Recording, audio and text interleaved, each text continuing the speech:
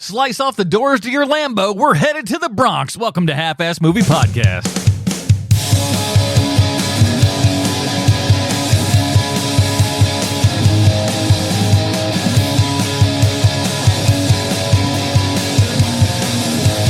Ladies and gentlemen, welcome back to Half-Ass Movie Podcast, a show where we put together a half-ass theme as an excuse to watch movies. My name is Adam, and joining me today, you had him at Hovercraft, Bruce Leslie.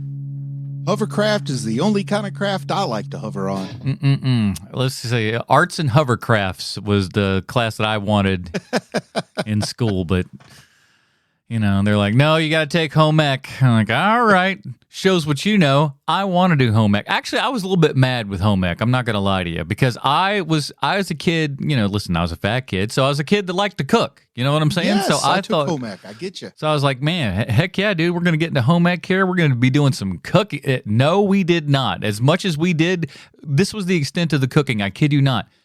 Rice Krispie treats. Well, I know we're in middle school, but Jesus. I was a chubby kid who took home ec because I like to eat, and I didn't realize how much work the cooking was going to be. Sounds like you at least did some of that. We mostly did like, well, here's how you cross stitch. Here's how you do this bull crap. Now, granted, some of it was fun. Pillows. Yeah, I did. I made a Star Trek pillow. That's how much of a nerd kid I was. Everybody, the embroidery was the Star Trek emblem. Man, that's beautiful. I think I still have that pillow somewhere around here today. I'm not going to lie to you. I think I may have that nearly 30-plus-year-old little pillow. If I find a picture of it, I'll put it up on the Patreon there and everything.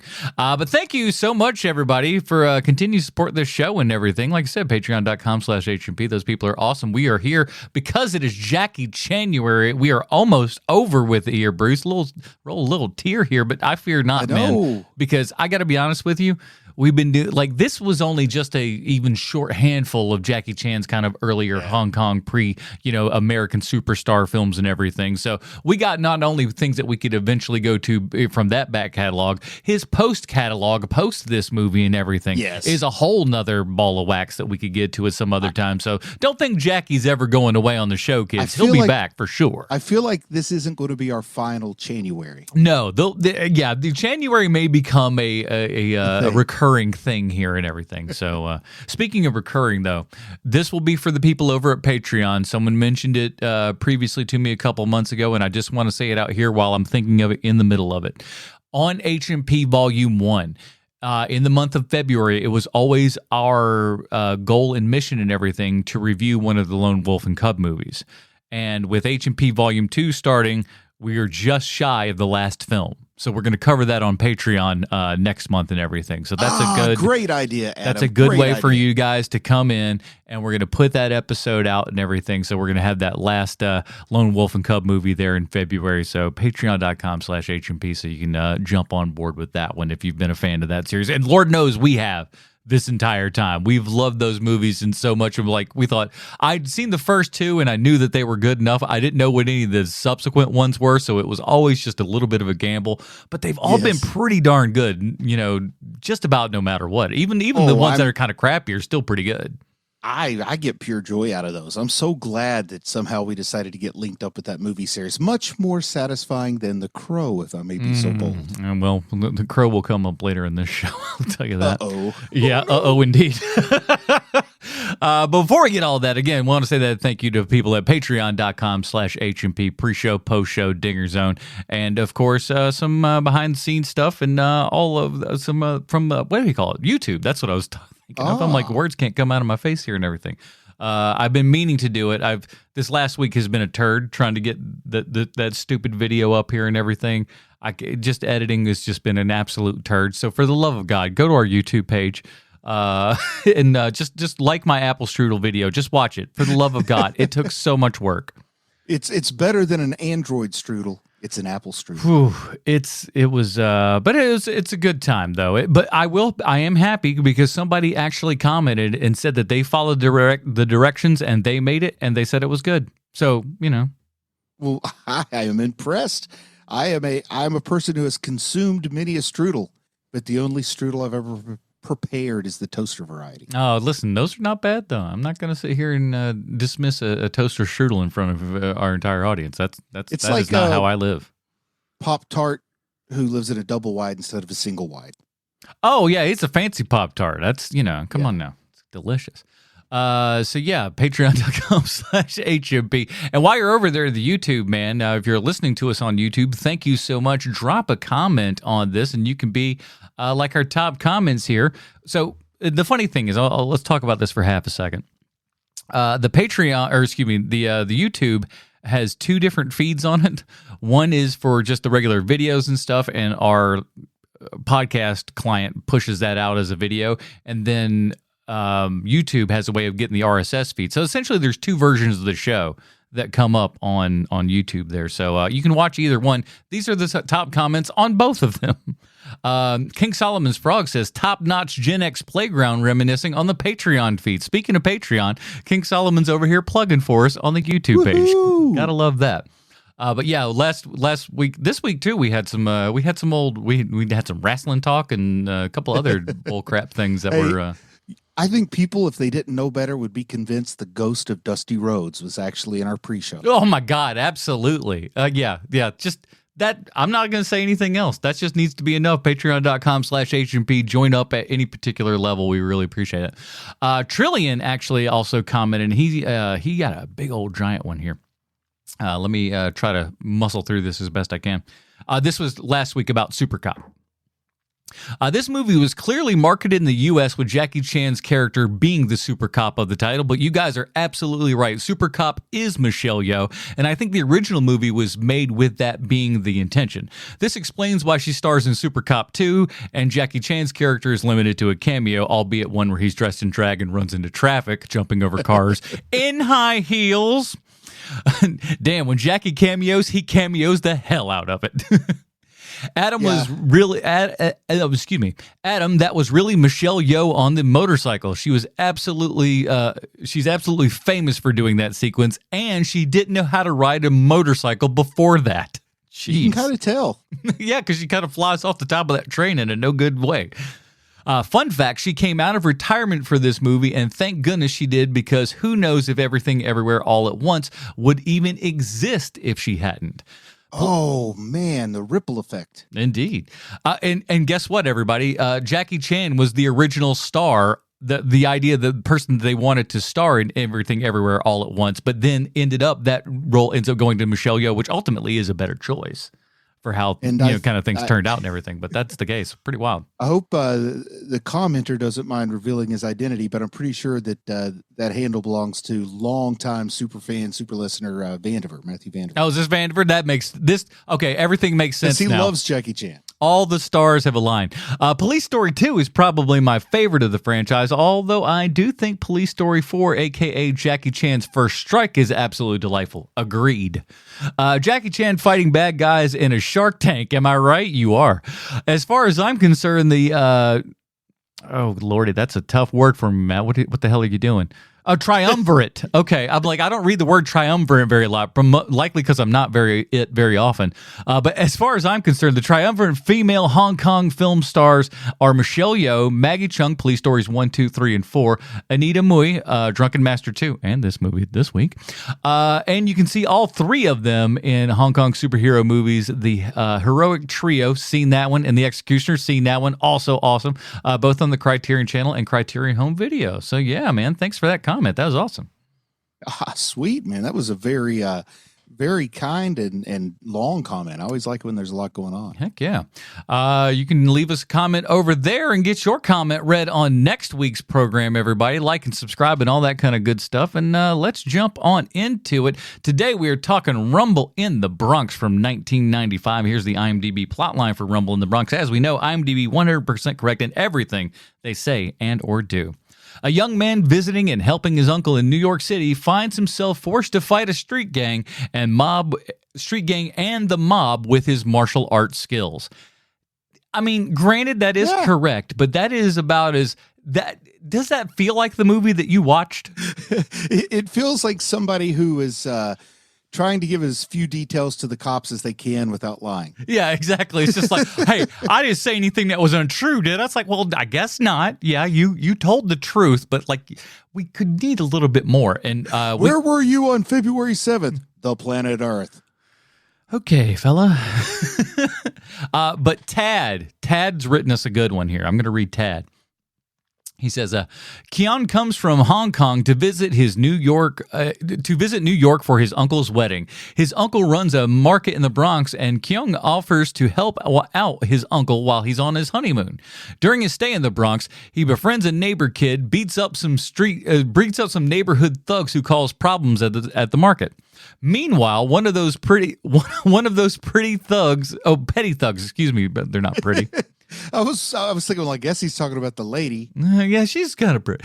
Meanwhile, one of those petty thugs in the local gang stumbles onto a criminal situation way above his head. Blinded by his greed and involvement, draws in the gang, the kid, Kyung, and the whole neighborhood to a deadly crossfire. The lazy cops fail to successfully resolve matters. Kyung takes matters into his own hands. Needless to say, much spectacular kung fu and outrageous action sequences follow. That comes from Tad Dribrin from upenn.edu. That means he's an Ivy Leaguer. Let me tell you, man, them Penn boys be writing some IMDb plot lines out there. I'll tell you that much right now. This is much the same as we had. Well, it's exactly the same, really, as we had here last week. Written by Edward Tang, who also wrote, Your Police Story, Project A, Drunken Master 2, Rumble in the Bronx, all these things, along with Phoebe May. I forget. I'm not really good at names. I mean, no wrong answer. Again, same thing with your Police Story and all that kind of good jazz. So, directed by Stanley Tung, who also did Your First Strike, that Mr. Magoo movie that we talked about. Mm-hmm. Yep. Yes, sir. And of course, he directed Super Cop and all that kind of good stuff. Starring Jackie Chan, Anita Mui, Francesca Yip, Uncle Bill's back, everybody. Mark Ackerman, who had 78, the main kind of white guy, bad guy there and everything. He died in 98 on the Crow Stairway to Heaven production in Canada that we covered in HMP Volume 1. So, not so great there. However, Gavin Cross, the blonde dude and everything, huge in stunts all the way from 88 until today. Boy, is still kicking it. Man, good thing that he's still alive after working for Jackie Chan as a stunt coordinator. So, had you seen Rumble in the Bronx previously to this? Yes, this is one of those that there was a show on TBS. It might still be on. I haven't watched TBS in a few years. But there was a show called Movies for guys who like movies. Oh, yeah. And this is the kind of thing that would be in heavy rotation on that. And I just always found it to be fun. And to me, it's one of those movies that we all have that you can jump in at any point and just go from there. You don't have to see it from the beginning. Yeah. And you don't have to stick around to the end. You can enjoy just whatever segment you get to watch. So I have seen it piecemeal many, many times. And I've seen it beginning to end maybe twice. Yeah. I'd seen it a couple of times. I think at this point, I saw maybe somewhere when I was a teenager. I didn't see it when it initially came out, but I do very specifically remember a friend of mine in middle school talking about it. He was like, he was this Jackie Chan fan before Jackie Chan was super huge here, but like he was kind of the guy who like gave me the lore of Jackie Chan. They're like, there's this guy from Hong Kong. He does all of his own stunts. Everybody else in all the movies, those are all fake people that are doing this. This guy is jumping off, like, and he's telling these stories, and then you're like, what is this guy even talking about? And then he's like, they're doing this Rumble in the Bronx movie. And I don't know if you remember this, but I remember seeing Rumble in the Bronx trailers all the time. I remember so much of this advertisement. It's insane. And I'm sure it was on VHS tapes and stuff too. This was this just distributed in the U.S. or was this from day one? This is distributed. So this one's actually New Line. All right, I'm sorry, I don't know. That's okay. They all similar company. It all gets very confusing, and and again, we're looking at the same writer and directors and everything and stars from a movie that was just previously that. So your head would assume. But anyway. So this was a Hong Kong production that was just distributed in the U.S. Right. Because the production value to me and the fact that they shot at least on the same continent as New York City, if not in New York City, it really made it feel like I might have had some studio money. But it felt like Canon Pictures money, not like New Line money. Well, I would say for 95, I'd put this about New Line money. I would, you know, which is Fair pretty, enough. which is decent. We're still To me, New Line is Nightmare on Elm Street and some other stuff. Yeah, you know what I mean? Exactly. So, and this is kind of like your Nightmare on Elm Street's kind of starting to die out here and everything. Your mid-90s, you're really starting to get to the tail end of that, and they're looking to do sort of other things. And Bob Shaye's always kind of into like, hey, what's going to sell? You know? And this is a movie that you can sell. And they sold the whole thing. I don't think in any of the trailers and stuff there was one stitch of dialogue. Because they didn't want you even like, you know, they just wanted you to see this guy and like all these amazing set pieces and stuff.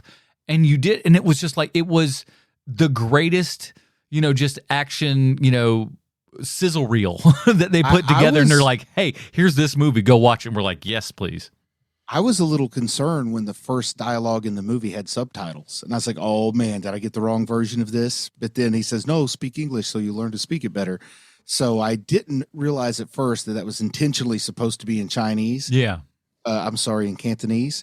So I almost think if I was in the movie theater, I might have been so abruptly taken that I would have done like that guy did in Crouching Tiger, Hidden Dragon. Like, I didn't pay for no subtitles. I didn't want this. I got excited for a minute. I was just like, "Ooh, do we get a really good version?" And it's like, no, we're doing the Tom Cruise thing that like, which I like this as a narrative in order to do this. You know? Yeah, it works for me. You know, in Valkyrie, where Tom Cruise is writing in German and stuff, and then it falls over to English, and then guess what? That's just telling you everyone that was speaking German, they're now speaking English, so your dumb movie ass can understand it. Yeah. So good. I like that we can at least get through that. And also what I love is that it's done in a helicopter shot over the bridge, you know, where it's like we're not even watching their mouths as they're doing it. They're just like, I swear to God, let's start talking English and not stop. So I guess it's a Jackie Chan movie. It's time right away to have the uncle assessment. What do you think of Uncle Billy here? Wait, listen, man, he's a stalwart. He's always there. And when he shows up, at least it feels like he's playing like at least an actual uncle this time as opposed to just a colloquial uncle and everything like that. He's literally his father's brother in this movie. So that's nice. That's like you'll make him an actual family member instead of an honorary family member. But he's great. He's awesome because like what this guy does, he brings a stupid level of comedy in, but like, and what's nice about this movie is that he's not around super long. He's there enough to have that fun cameo. He's got his wife that comes in. That's a big giant surprise, which is so much fun. I think that this is my favorite Uncle Billy so far. I mean, you know, there are plenty of Uncle Billy performances I haven't seen yet, but boy, this was a good one. Yeah, he's so much fun with this. He is clearly having a blast shooting this movie. This guy is having fun because he gets to do all the fun stuff, and it doesn't look like he has to do much heavy lifting as far as like acting and other stuff. He's in for a couple of days and out. I'm sure it was a blast. And you know, I guess to go ahead and intermingle our talk about the performers with the movie itself on that ride into town, I enjoy how they do something. This movie is a little bit later than when this would have been really in vogue, but I would call it an 80s cliche where you're driving through beautiful, sophisticated downtown Manhattan, you make a left turn, and then all of a sudden it's just absolute chaos everywhere. Yeah. You know, like something is keeping them from crossing the street or something. But I love how they set that up. And then I also love how Uncle Billy here has his supermarket, which kind of looks like a super nice Whole Foods or something, right? Comparatively, in Hell's Alleyway. It's a great way to kind of set everything up because, again, we have a character coming from Hong Kong to America here and everything. And, you know, especially when you get to America and you're in New York City and stuff, that's wild. That's a completely different kind of world change here for you and everything. And it seems to be that thing that you were all promised. And then you take this right turn into the Bronx. And it's like, oh no, we're in Mad Max territory over here. Some things are a little bit wild and crazy. And that's what's kind of cool. It gives you this high hope expectation for this character and then brought back down to earth to what he's going to really need. Because it's what you got to do. But, you know, then they go into this pristine, beautiful supermarket. I mean, it's just absolutely spotless. all white floor, ceiling, walls. Everything's stacked up really neatly. And then they're just going to proceed as this movie goes along to absolutely trash that place. And I think if it looked more like a real bodega, it wouldn't be nearly as much fun watching it get trashed later in the movie. Oh, the level to with which things are set up to, like, you go, well, somebody's diving into that wall of Pepsi right there. You know what I'm saying? That pyramid of Pepsi cans, somebody gonna get thrown into that. Yes. You know these things. It's so much fun. And anybody who's read Nerd Spawn Genesis knows that I love the reveal on who his new auntie is going to be. Like, that's kind of my kind of humor. I know it's pretty primitive, but I love it. I just thought it was hilarious. I like the idea of subverting expectations on romantic couples. But the nice part is they even play with it a little bit, because he goes, "Hey, go meet your new auntie down here," and he goes up to what he would assume is the cute Asian girl that's working there. She's got her little clipboard, so she at least works there. Thank God, you know. So he's like, "Hey, how's it going?" Like, he's kind of flirting, like, you know, it's almost a weird flirt way. It was like, what's going on here? And like, at the same time too, I'm sure he's thinking like, how's my uncle getting this girl? That don't make a whole heck of a lot of sense. He's not saying it, but like, I feel like that's kind of the vibe too, where he's just like, what is this? I'm thinking she must be marrying him for the money or whatever. She wants to own that grocery store. No, and then go ahead. When they're hiring the new girl or what have you, I'm also kind of confused what's going on there. Wait, hold on. But we didn't get to the wife there. But so then, like, so he thinks that it's that lady. It's like, no. Here's your auntie. And then it's just a heavyset black lady. And she is so happy to see him. And the look on his face is like, what now? What am I doing here? She plants a big old one on Uncle there and everything. And just that great, if there was a cartoon like kettle drum in there that went boom, you would understand. And you'd be like, yeah, I get it. It's fair enough. I believe this is the inspiration for that storyline with Napoleon Dynamite's brother. Don't be jealous, because I can get all the chicks, man. Oh, but I found that to be so much fun. And then I was a little confused on what was going on when they hired the new clerk or whatever. You know, the lady's in there with like a legal contract, and I guess it's her father, but I thought it was like a lawyer or something. And I thought, is she there to buy the grocery store? And the next thing I know, she's working there. And I'm like, did she buy it? But she's still working there? What happened to Uncle Billy? I was all over the place with that part of the story. Yeah, I feel like there may be a little something lost in translation at that point. You have to pay Bill Murray when you say that. And again, some sort of checks in the mail, some sort of localization problem. Maybe that's even possible. Maybe somebody's cut something, or like they're just like, listen, American audiences aren't going to understand what the hell we're talking about here. Just put in some bullshit. I guess that was like maybe a measurement of Hong Kong culture, that even for the simplest job, you dress as nice as you possibly can. You know what I mean? That might be saying something there that would make more sense to us if we were also immigrants from Hong Kong or China or whatever. Great. I feel like you got to love a now they say one-way mirror. Isn't it a two-way mirror? Because I think all mirrors are one-way mirrors. They look right back at you. Yeah, I always heard it called a two-way mirror, but you know what? I'm not the kind of person who would correct someone if they were sitting there explaining it to me in real life. I just go with it. It depends on what they look like. If I thought I was smarter than them, I'd probably bring it up. I'd be like, hey, ain't that wrong? What are you, stupid? Oh, I was going to say, if I thought I was tougher than them, and I don't think I'm tougher than anybody. So, well, that's a nice part too. Is like being a big dude. I could just like, oh, would you want to escalate this further? One-way trip to this two-way mirror? Smash. Again, cool stuff, fun stuff here. Again, Jackie leaning into that kind of, Hong Kong vaudevillian sort of like vibe here and everything, where he's just, and again, this is a Marx Brothers routine. You know what I'm saying? You just invented something. He's Hongvillian. Ooh, there you go. That's a good way to put it. But he's so much fun with this, and then playing off like with her and everything, setting up that relationship. But there's never really a good big romantic relationship in this movie, which is kind of they kind of shied away from Jackie with ladies a little bit. And I think if there was one, it was more set up to be with the big sister, the boy in the wheelchair. Yeah. And I never could understand exactly what the people who made this movie felt the necessity of that other woman's role was. because, and I'm not saying that it's not that anyway, I just kind of wonder what they were trying to communicate with me through that character, because I felt like she didn't contribute a whole lot other than just some comedic sidekick stuff, which is a fine reason. So Danny's the kid in the wheelchair. You're talking about her sister, his sister. No, I'm talking about the coworker.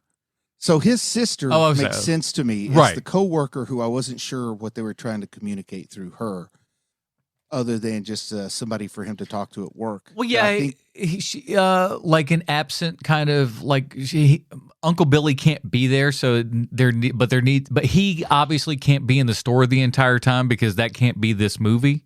So like I guess they needed to replace. And again, I don't know why it couldn't have just been Uncle Billy, but she's the Woody Harrelson and Uncle Billy's coach. I like that analogy. That's not bad. But I kept thinking that one of those two would clearly end up being like the good woman, and one would end up being the bad woman, but it didn't play out that way. No, I mean, listen, there's redemptions for all kinds of characters. We'll get to that. But we got the little kid Danny in the wheelchair. Like this can either go one of two ways for sure with little kid actors and stuff like this. And I know this is a little bit off track, but about the kid in the wheelchair, I would love to have the kind of confidence it takes to steal a cushion from a kid in a wheelchair. Like that guy doesn't even need a cushion. He's just doing it to prove he can. That is one of the most like cruelly funny. It's cruel that I find it funny, and it's wrong. Yeah, maybe that I find it funny, but it's hilarious that a tweaker would decide, you know what, I need that cushion. Just knock the kid out of the wheelchair, take it, and run off. With a $7 cushion. Listen, I always say it's like, listen, the reason that like offensive and bad jokes are funny because sometimes it's just like, wow, I can't believe someone would actually say that out loud. Like sometimes that's why it's funny. It's like, wow, that's messed up, and it can be funny. Oh, man. I think there was another scene. Is it okay if we just sort of jump around? And no, because I want to talk about that Game Gear that he gave him. Please go. First off, I was mad. I was just like, he's like, I don't know why they make a deal of it, but they give him a Game Gear at some point. But it doesn't, like a lot of these shitty movies, man, they don't have a game in it. How's he playing a game? There's no game, there's no cartridge in the back of the Game Gear, bro. It's an empty slot. I seen people do it with Game Boy and on television and movies. I'm thinking that they think, oh, somebody's going to see the name of the game or something on the back, and then they're going to ask for. Here's the thing, I don't care if it's tape on it, but even so, even if you don't, I don't care if it's the Game Gear or the Game Boy or whatever. There's usually not enough of the title sticking out to where you can even really see it. But it being empty is like an wrong. old Atari cartridge. Ugh. It's so, exactly. The Atari one would at least be like written on the top, and that would make sense. This, it would just be a gray bit that's kind of sticking out the back that you wouldn't even notice. But you know what I do notice? An empty Game Gear making video game noises, which, by the way, it had a better sound system than that. So they had good quality sound in 1990 when they threw that bad boy out there. That thing was way ahead of its time. Was the dubbed sound? If you watch the Hong Kong version, sounds great. He was playing Mortal Kombat 2 like I was doing. Cool. Makes sense. So the sister, man, how old do you think Billy is? Oh, Uncle Billy's got... I'm sorry, the kid, not Billy. Oh, how old do you think the Danny. kid in the wheelchair is? Danny. Yeah. Danny's like 9.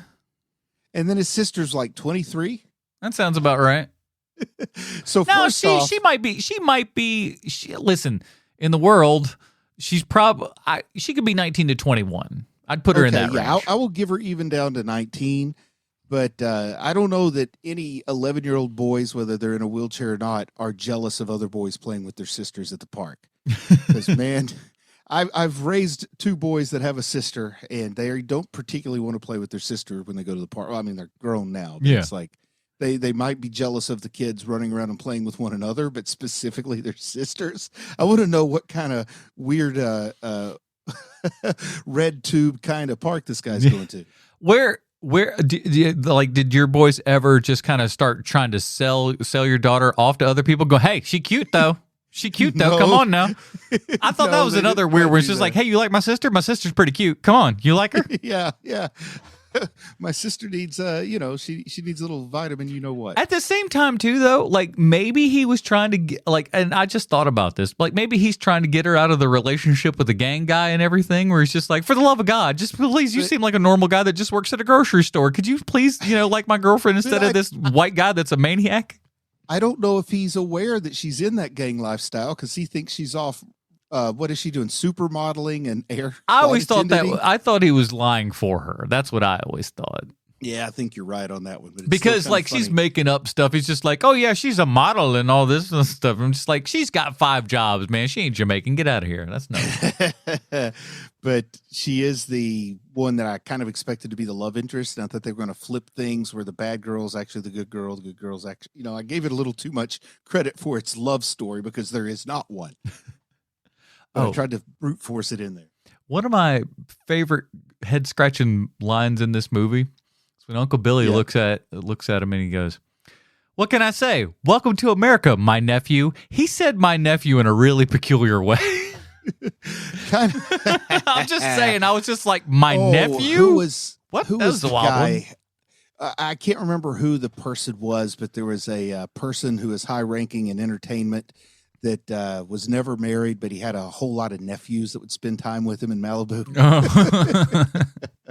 And that's what I think of when he says, "My nephew," this striking man who's incredibly fit and loves to wear tight clothes. We got Chekhov's expensive car borrowing. That's always a fun one. What do you think about that car? Let's start off at first. That car is kind of wild, right? Like, I love it, dude. Like if you're gonna drive around in something opulent, do it like that, dude. That's badass.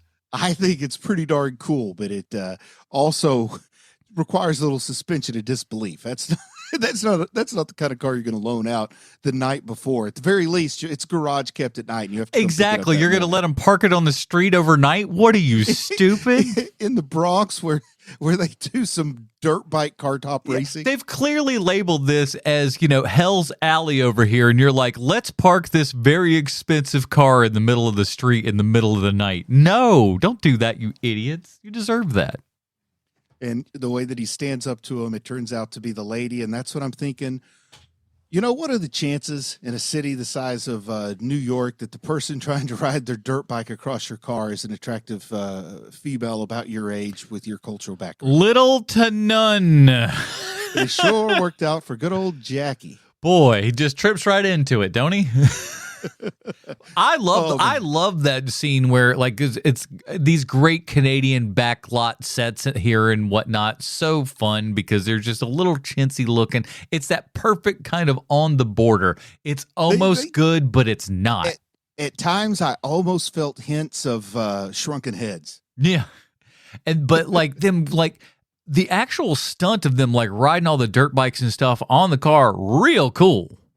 And super cool looking. Smooth. I mean, Jackie Chan's movements are just so fluid. He's beautiful to watch like a dancer, and the way he slides down that fire escape and drops on the car just in time to head her off. I really like that. What do you figure about Jackie Chan's underwear? That's what we're going to call this, because that's what it technically is here altogether, because he's wearing like a little bit of a onesie, and he wears it a bit in the film. I feel like I need to get your take on this. Oh, I think that's called a union suit. Okie dokie. For some reason. No, I think you're right. Yeah, because they're like all one piece, so it's like a union of the top and the bottom. Mm-hmm. And if I owned one, everyone would know about it. I'll just leave it at that. That's true. You look like Brutus the Barber Beefcake or something. It is. It's little more than a wrestling singlet made out of cotton. Yeah. Here's the thing, though. If you got that Jackie Chan body, you can wear that real easy, though. That's the thing. That is kind of a nice thing. Is not only his body, but his implied skill at fisticuffs. You can get away with wearing pretty much anything. Yeah. But it's like this guy, you're still not going to mess with him. That guy comes in his little, singlet there and everything. And you're like, you know what? I'm just not going to fight him. I'm good. I'm all good. Yeah. Very Canadian. See, again, everyone is just Canadian and it's so great. It just Canadian Bronx. Their thoughts of what Americans are and sound like. Everybody's got an Italian name, but no one looks Italian. I like how the diamonds just shoehorn their way into this plot. Like, man, they're like, okay, we got to get these diamonds in here. Let's just do it the most blunt force way we can. And then I started to think, if I saw a car wreck and I went in and I was so inclined to steal from the car wreck victim, and I stole a briefcase and it was just filled with a bunch of diamonds like that, how do you turn that into money? Do you like sell them on Etsy? I really have no idea how to move diamonds. Okay. I would just, at this point, we're looking mid 90s here in the Bronx, in our fictional Bronx here and whatnot. I feel like there is at least one super dirty pawn guy, or maybe a series of them. They probably have a fence who could handle. Yeah. Because I know you take stolen stuff to a fence, but I don't know if a fence handles $7 million. It's a bit much. You may have to go to like 10, 15, 20 fences to move them all. You know what I mean? But I haven't seen Uncut Gems, but isn't there something in there about moving jewels, like maybe the Diamond District or something? Yeah, it's a tough thing. That's a completely different. I can't even. Yeah, here in West Virginia, what I do, go to the pawn shop. Hey, what do you give me for these diamonds? Hey, I got an old DSLR and a boot. Can I get I need to get an engagement ring. What are we looking at here? Oh man. So that's why I was like, just sell them one at a time on Etsy. Just make little diamond rings out of them. Speaking of diamonds and weddings and everything, Uncle Billy's wedding is actually pretty nice. It is very nice. There's good money in the supermarket business. I guess so. Up with the risks. That place looked lovely. Everything was just like, this nicer my wedding was. I'm like, man, this guy's going all out here. But then again, he could take like a week's long vacation for his honeymoon and stuff. So I guess he's doing all right over there. He's got his nephew to take care of. That's true, and he did just sell 10% of his business to the lady and stuff. So, and my favorite part of this movie is what we're getting ready to talk about here soon, when we get the whole kidnapping and the sting operation. And I'm trying to hold myself back before we get there. So what do you want to talk about next, Adam, before I plow right into the hovercraft? Well, I wrote,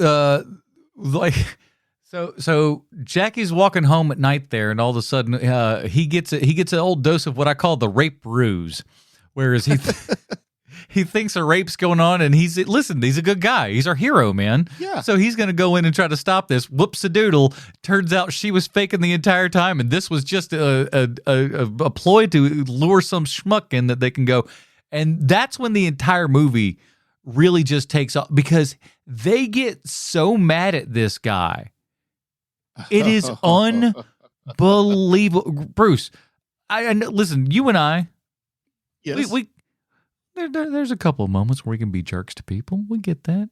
But believe me, I know. And people have been jerks to us. But have you ever been the jerk, or had somebody be such a jerk that you would follow them around the city? No. It's unbelievable how much offense they take to everything, the length with which they will go to fight this little Asian man who's just trying to get through life. For the love of God, just leave him alone for 10 minutes. And it's like 40-1. There's a million people that are in this. It's not a biker gang. It's like an ATV gang, because there's like a little doom buggy kind of dealies and dirt bikes and side by sides. Yeah, it's all kinds of stupid stuff. So I can't call them a biker gang, but they're definitely it's what they're again a street gang. What Canadians think an American street gang is. Yes, it's kind of like the one from that Batman and Robin movie. Mm-hmm. Yeah, we just put we put all the little lights and stuff on it. So again, you got to make it look cool. Once again, it's the street gang from Shrunken Heads. That's why I like this movie so much. I like the Diamond Heist is just so, because these characters, the Diamond Heist characters, like you said, they come out of nowhere. All of a sudden, there's like these black dudes in the back of this car, and they're talking in these like just really thick, weird accents, because it's all dubbed and stuff. And you're like, who are these guys? What movie are they from? And indeed, they're basically from another movie. Yes. They're almost another movie is going on, and we've kind of intercepted this movie, and then our villains are like, well, shit, I want in on this action, and then steal all the diamonds. I love how the guy reaches out his hand to get help, and the other guy just starts pulling his Rolex off. Like, that is a class act. No, let me get you with this. And then the gall to just throw the grenade in it and blow the whole thing up. That takes instincts, my friend. That's what I call excellent instincts. I wouldn't be that quick on my feet. Yeah, I mean, like, Also, listen. I wouldn't have a grenade at my. But that's what I'm saying. Very opportunistic, having that grenade at your side there, ready to roll, just in case. Ma told me to leave the grenade at home this morning. Leave your grenade. You're not gonna need it, she said. What an idiot! Now who's a sucker? Let's see. I wrote my nightclub. What does that mean? I don't remember. Oh yeah. So no, New York nightclub is what that was supposed to be. So our main girl here, who's the sister of the wheelchair kid, which, by the way, this is confusing to me, and I apologize to anybody in the audience with the name Dan or Danny here. Why is that often a name for somebody with some sort of special needs? Be it this kid, the kid in the room. There's a lot of Danny. I never thought about that. Danny's very often a name that's kind of, I think it all starts with Danny Bonaducci. Yeah. Oh, now it all makes sense. Take back everything I said. I think the chances of him hearing me say that are very low. But if he does hear me say that, I'll find out that he heard. When all the gangs throwing the bottles at him at the end of the alley is pretty wild. It is. I mean, and it's especially for a Jackie Chan movie and stuff, it's very hateful in a lot of ways, because a lot of his fights and stuff are just kind of they're fights. They're just fun. Yeah. This is we are cornering this single man in this alley and constantly shattering bottles around his entire body. It's that's wildly messed up. And we do get a rare real big beatdown of Jackie Chan. I mean, we see him lose and get beat up in some of the other movies we've watched. But, just focusing on Jackie Chan-uary this year, this is the best beatdown he's gotten out of these 4 movies. Oh, for sure. He gets it bad. The weird thing, though, and I'll mention this, is just as a thing, and I know that this is the case. It's what you had to buy, what was available to you to buy. But 90% of the bottles that are being thrown at him are all green. Because of the breakaways? I guess they're the cheap breakaways that they could get, and they're we can get a lot of these. There's some clear ones in there, but the majority of them are that same green. And of course, they show them emptying out these garbage cans with liquor things and all this other stuff, but those are in clear bottles and stuff like that. But most of the are just regular kind of beer-sized bottles that are look like Rolling Rock or whatever. Yeah, I'm with you on that. I like the can-do attitude, so as long as they threw something, I'm happy. But here's the thing. There was so much going on and so much shattering and stuff. And again, you get put into that situation, you feel like you're that, because he's not Super Cop here. He's just kind of a regular guy who can do some martial arts and stuff like that. But it's not and that was what was cool with the little, the dummy at the beginning and stuff, where we just we plant that little seed there, then we don't do anything, and we show how he's kind of muscly, and then we just again, we're holding back, and then boom, we get that big giant. But you can kick somebody's ass enough to where they just want to follow you around the movie, I suppose. I suppose you can. It works sometimes. One of my favorite bits was Angelo, the white-haired guy who stole the diamonds initially, when he goes undercover as a yuppie.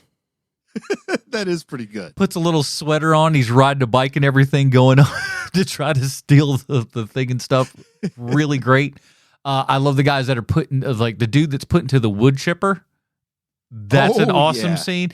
And the guy who's doing it, I'm going to call him the father of Rami Malek, because that guy looks exactly like Rami Malek. He just does. Excellent call there. Got those weird eyeballs there and everything, which, by the way, have you seen the trailer for the new Rami Malek movie? It looks awful. I don't think I have. I don't even know the name of it. I don't either, and I've seen the trailer at least twice, but he's not a leading man. I don't know why they keep trying to do this like he's some tough guy. His role almost feels like Taken.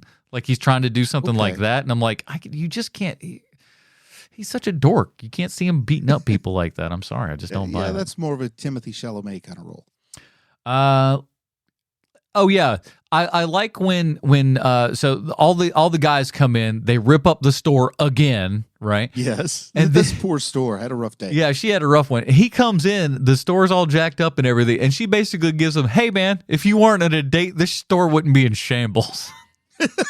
I do like that. She just she totally just wrecked him there, and he's just and here's the thing, she's not wrong. Right. They wouldn't have done anything right there, but man, that is tired. But we get to the point where Not only do they just wreck the store, the entire store gets leveled where they attach the thing and then rip the entire store basically from its foundation to where at the end, our girl is sitting outside using the bathroom. She's just like, what the hell's going on here? I hate this. I hate everything about this. This is the worst. Hey, you're not wearing any pants. She's like, I don't care. I don't care. I don't care about none of this shit. She's so mad of what's going on. Then she does realize her pants are down, pulls them up. And she's like, what the hell's going on here? It is so insane. And just when you think that the movie couldn't get any crazier, enter hovercraft. And that's the reason I love this movie, the reason I've seen this movie more than once. This is that Jackie Chan hovercraft movie anytime I'm talking about it. Oh, yeah. And the behind the scenes of it makes me love it even more, just knowing that he did a lot of that with a broken foot that had a sock over his cast. And that sock is amazing. It looks just like his shoe, and then they have a little zipper on the side so he can cut the whole thing in there. Awesome.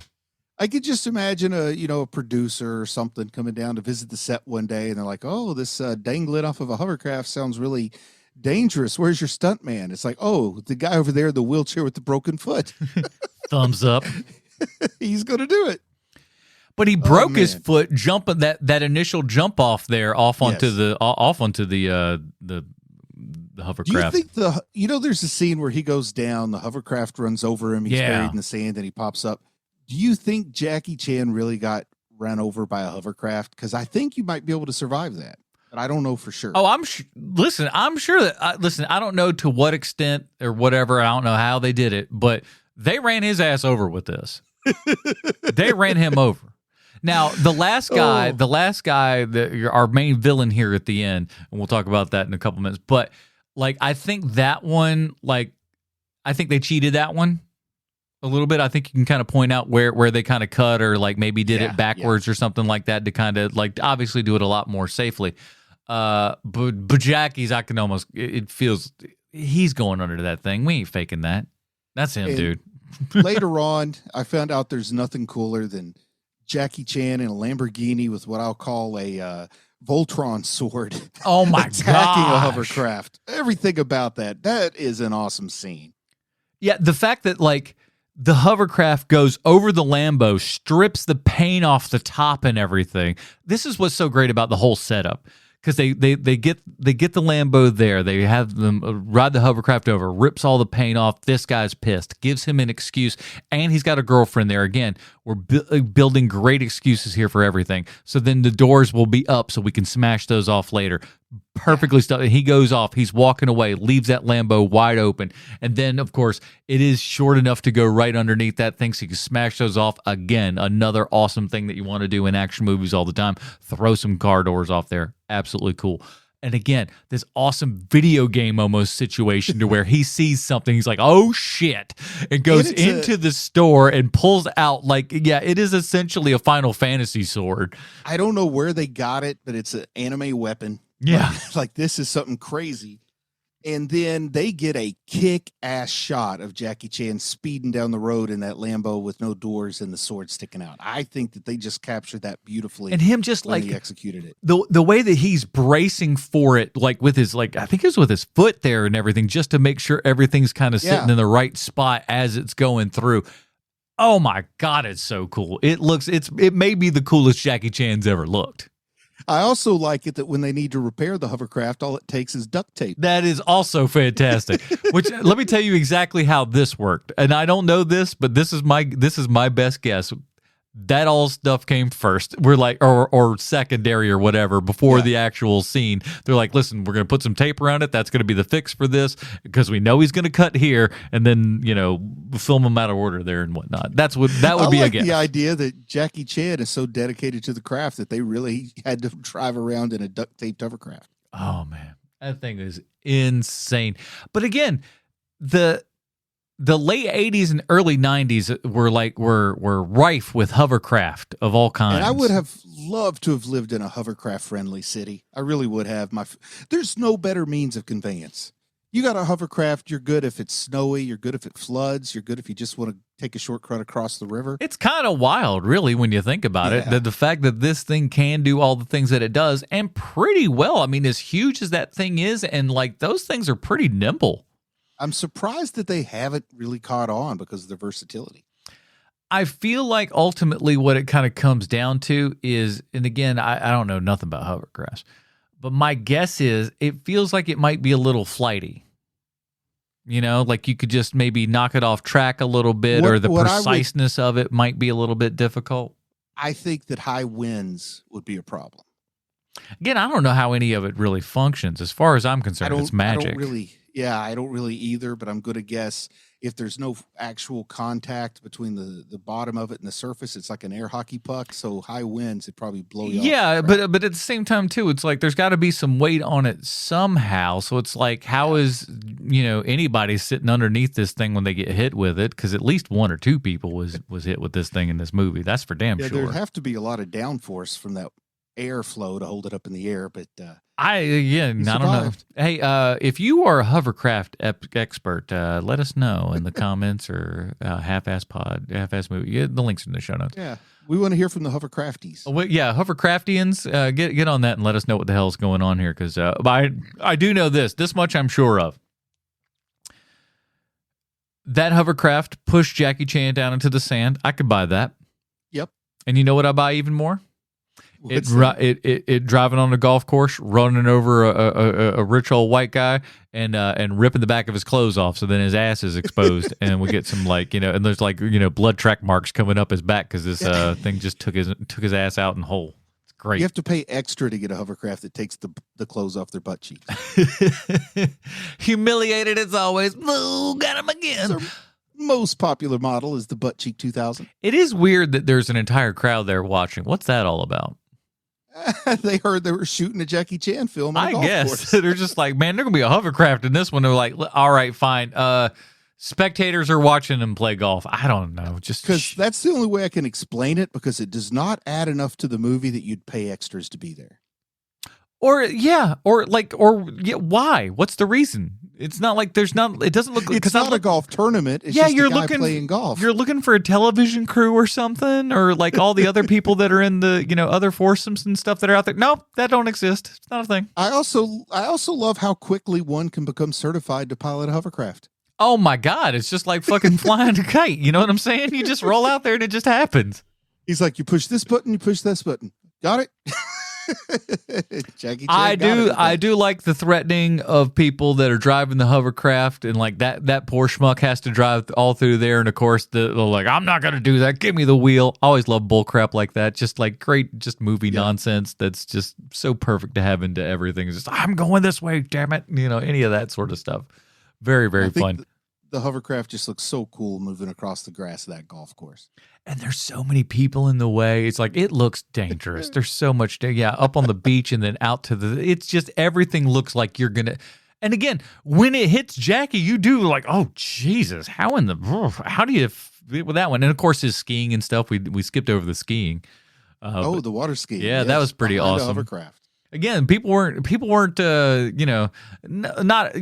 Tom Cruise wasn't getting himself on the back of speedboats back in 1995. Jackie Chan was the dude that was doing that, man. And it's just so cool. Gives us such a satisfying product, man. Just overall, this movie is exactly what you want it to be. Yeah, and exactly. And we waste no time here, because once we have run over Rich Whitey and ripped the back of his clothes off and exposed his butt cheeks to these onlookers for whatever reason, because it's fun, I suppose, we just laugh. And then freeze frame, close credits. That's it. And we just roll into it. Which, by the way, I mentioned it previously. By the end of the movie, the main bad guy is with them he's become their buddy all of a sudden, and he's just like, yeah, let's get this guy too. I mean, I suppose he's right, because he jacked with his buddies and stuff. The organized crime folks are after the street gang just as much as they're after Jackie and his family. Yeah. No, they became buddies though. So. Kind of cool. Yeah, Tony or something. I can't remember his name. Yeah, it was one of those like, hey, you're an Italian, but none of these people look Italian at all. Tony. Unbelievable. Now, as we are asking in all of our Jackie Chan-uary episodes here and everything, is Jackie Chan doing it in this movie? Oh man, he's doing it, and doing it well. Yeah, I mean, this is like, again, This is the movie that really brought Jackie Chan to American audiences here and everything. I would say this is like that breakout role that would then lead to, quickly thereafter your Rush Hours and all that kind of good stuff, because that's very not far behind this. So Jackie's really becoming this big giant thing. And you know why. He's been doing it for many years at this point, actually. And he's got that charisma down here and everything. He's absolutely a leading man. And they mentioned it a couple times in this movie. He's a cute fella. He's a good-looking, kind of normal, everyday-looking guy, with some nice biceps. Yeah, he's a built-looking dude, but he's a handsome-looking guy, but he's not like overly handsome to where you would hate him and stuff. And because that's what I was gonna say. Yeah. He's not so handsome that you want to punch him. No, he's got that kind of everyman quality about him, but this everyman can whoop every man's ass. That's the funny difference about it. He's the Dusty Rhodes of Kung Fu. Exactly. Now, again, we do this. This is the toughest part of the show here and everything. But if you had to recast this role, who would you have? And of course, as always, if you can't replace that, you have to replace it with somebody who's absolutely terrible. So for me, it's about impossible to replace Jackie Chan. So you can't go wrong with that. So I'm going with 1995's John Goodman. Oh, I was going to go with Steven Seagal. That's a good trying one. To jump on the Jackie Chan train. I could see him actually thinking he could do it. I think Goodman needs it right here, okay? Because he's just off a Hudsucker Proxy, right? He just finished up the Flintstones, though. That's the big one. Goodman. Don't get me wrong. I'm always pro Goodman. So he's fat, he's sweaty. He'd be perfect for this role for the Jackie Chan role. Put him in that, and he's probably 35 at the point. Thinking about the physical comedy, how about Chris Farley? Listen, there's some comedy that could be had in this. Yeah. Even more so. I mean, listen.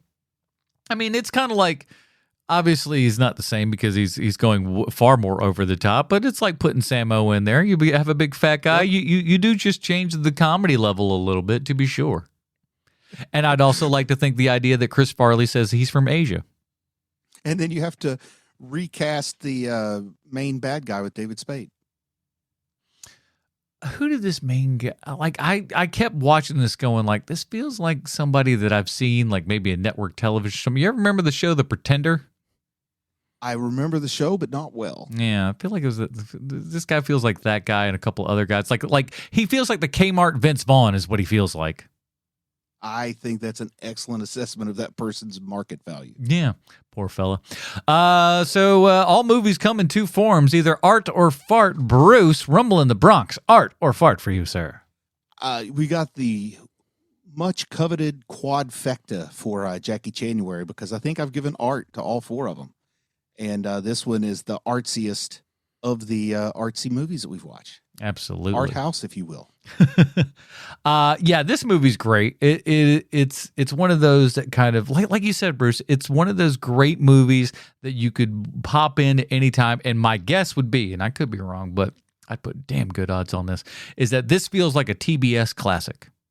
Yes. Doesn't it? Movies for guys who like movies, man. Exactly. You could throw this on TBS at any time you're scanning around those channels. Boom, Rumble in the Bronx is on. You're likely to stop on that movie. And why? Because it's good. It's got a lot of great stuff in it. And again, just watch the trailer. The trailer is such a sizzle reel for Jackie Chan and is what sells America on him and does a damn fine job of it because, like I said, he blows up, in this country after this, to be sure. So, highly recommend Rumble in the Bronx if you haven't seen it. Is it a little bit cheesy? Is it a little bit 90s? Is it a little bit Hong Kong 90s, even though it's shot in Canada? Yeah, but you know what? That don't matter.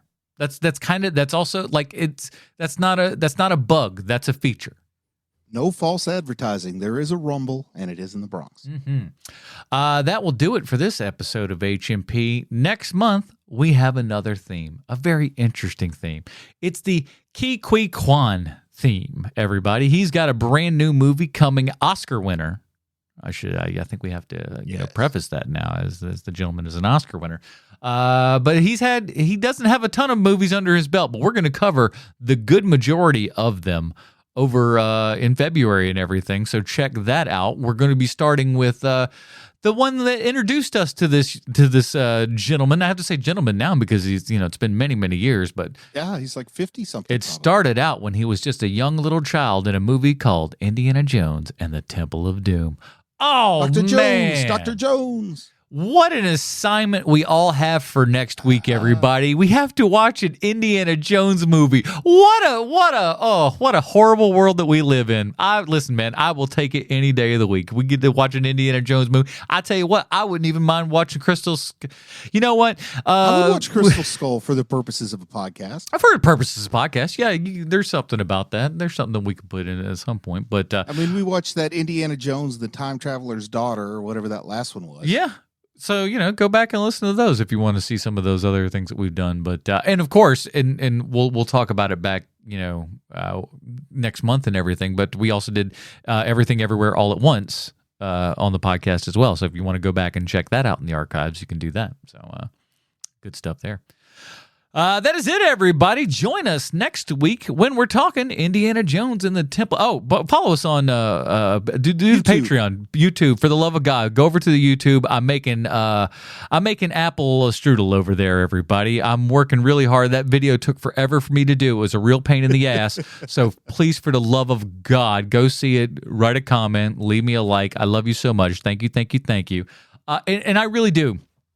I want to say this because I think it's either it should be coming tomorrow. My first actual paycheck from YouTube and everything, and so again, woo-hoo. It's lovely. I can't believe that I actually did a creative thing, and it looks like a lot of people liked it and stuff. Good feeling, isn't it? I'll never forget my first YouTube paycheck. Very, very, very cool. So again, thank you for liking, subscribing, and commenting, and all that kind of good stuff. And I'm going to be doing a good many things this week with one camera, so I don't have to work so damn hard. Good choice. So I gotta, I want to do the fancy videos that take a little bit of time, but I also want to put some stuff out to where I don't also, feel like, jumping out of a plane and screaming. And that's what I felt like by the end of this one, I'll tell you that. So thank you so much for that. YouTube links are in the comments. That'll do it for this episode of HMP. Join us next week for that Indiana Jones and the Temple of Doom. For the absent sweet Sean Kovacs from the internet, Bruce Leslie, I'm Adam Portress, reminding you that the only difference between art and fart isn't